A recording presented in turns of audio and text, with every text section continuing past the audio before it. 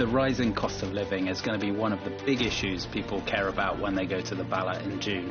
We did a poll of people across Europe, and 2/3 of them said that tackling rising prices needs to be a priority for the EU. You've got energy prices rising by 40%. 1 in 3 Europeans have said they wouldn't be able to pay for an unexpected bill. They're really feeling the pinch. So when the EU thinks about its energy policy, its climate change policy, they're really going to have to think about how that's going to impact on people's pockets.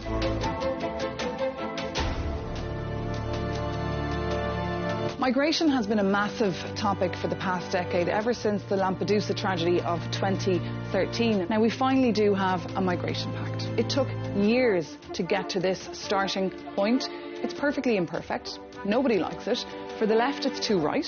For the right, it's too left. But it's a starting point. And of course, the next mandate will be very much occupied by looking into how member states transpose that into law and how it works then on the ground. We need migration. We need managed migration. Europe is getting very old, very fast. And many would point out to the Ukrainian case that we can very much manage asylum seekers, those who are in need of protection.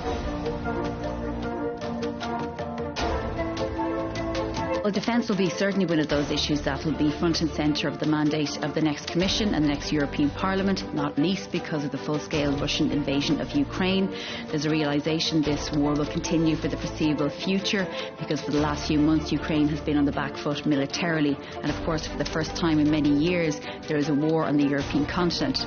But there's also an acknowledgement that Ukraine may not be the only conflict the world will be facing in the coming years, and the EU and Europe feels it needs to stand on its own 2 feet when it comes to its defence and security and not always rely on the United States.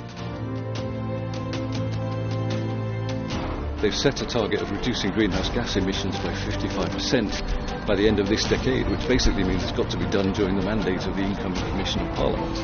It's an enormous task, and it's going to be made even bigger when they adopt a new climate target. Going into the election, we have right-wing parties who are basically going on a platform of supporting the farmers, putting a halt to all this Green Deal. So, yes, the momentum is definitely there. Whether it continues after the election is another question.